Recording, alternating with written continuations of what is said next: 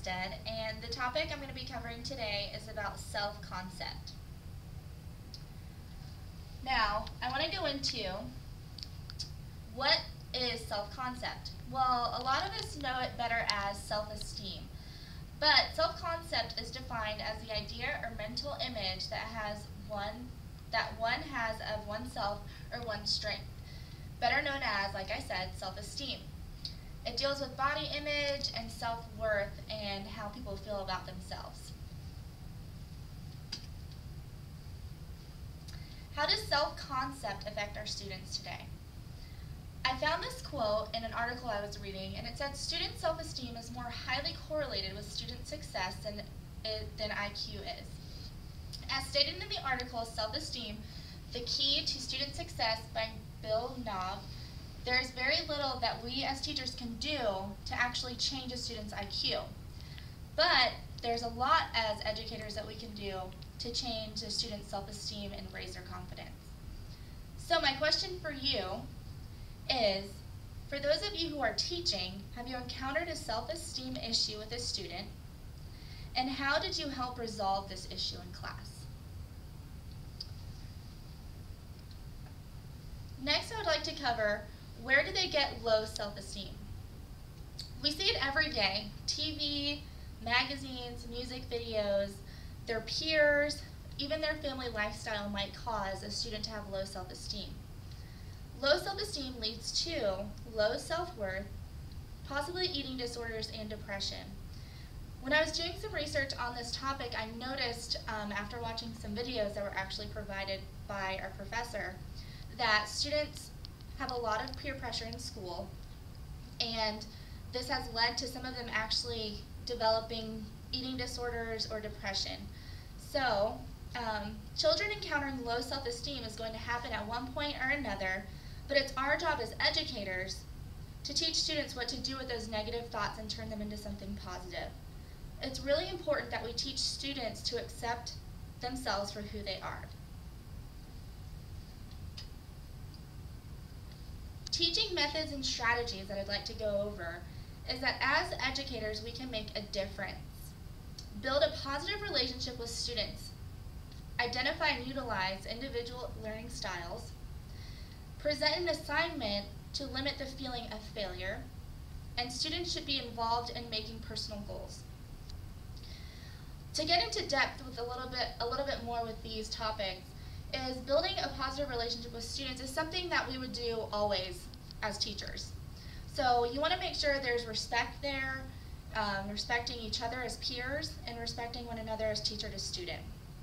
Identifying and utilizing individual learning styles is important because you want to gear what you're teaching to your students that will help them be successful. So differentiated instruction is really important within schools. Present an assignment to limit the feeling of failure.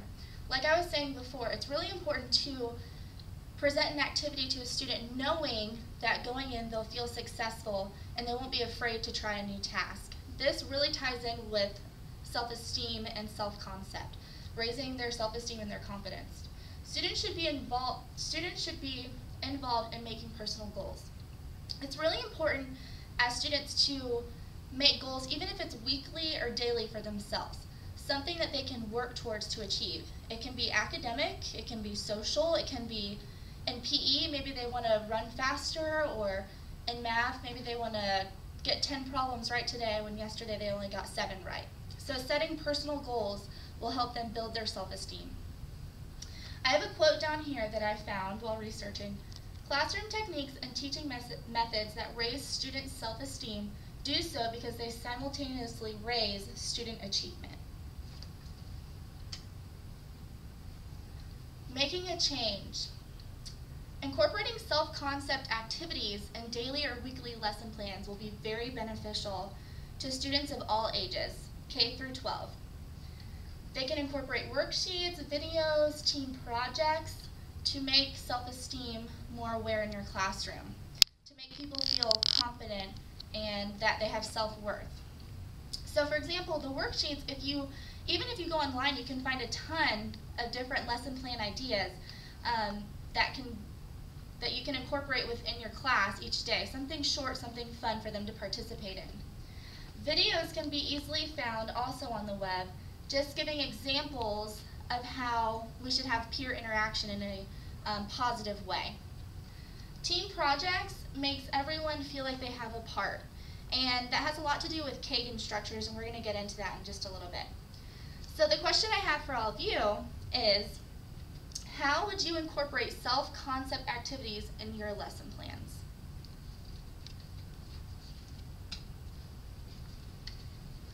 Now to go on to Kagan, like I was saying before, this is a way to incorporate that classroom building into your daily activities.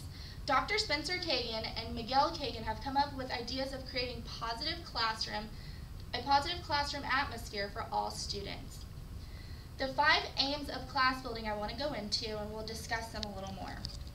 They are getting acquainted, class identity building, mutual support, valuing differences, and developing synergy.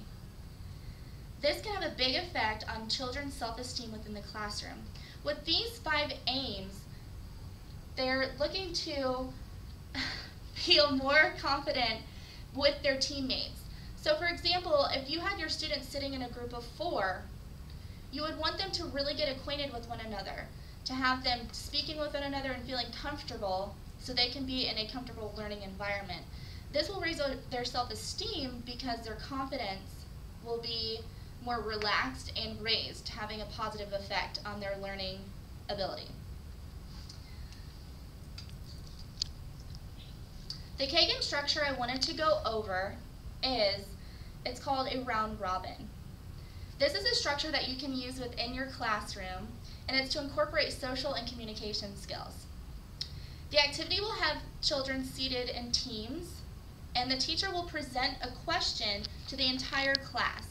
So you'll have groups of teams around the classroom, and the teacher would present a question such as, what is your favorite thing to do on the weekends?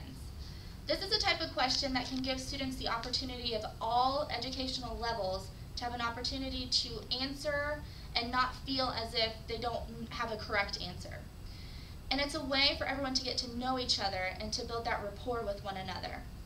Building that confidence within the classroom will help raise that self-esteem for students. Each student will get a turn to share their answer to the group. This activity will help build confidence, self-esteem, and have children feel more comfortable with their peers.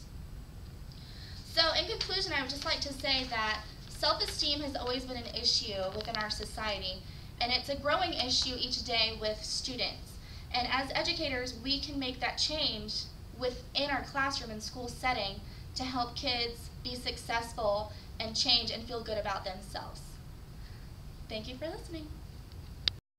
And before I completely end, I wanted to leave everyone with some closing thoughts and open discussion. And what I have is questions for you to answer. How can you incorporate goal setting within the classroom? What is a way that you can come up with that students can set goals weekly, daily, or even monthly for themselves? Also, if you notice as a student is portraying low self-esteem, what can you do to individually help that student? What can you do to individually gear assignments or activities towards that student to build their self-esteem and make them feel better about themselves? Also, are you already or have you taught self-concept lessons? What was the outcome of these lessons? And do you see a difference in your students? So for those of you that are teachers already, I'm sure you've gone over many different aspects of self-esteem and self-concept. So my question was to you is just to share what you've learned and how that's affected your classroom. Thank you all for listening, and I can't wait to hear your feedback.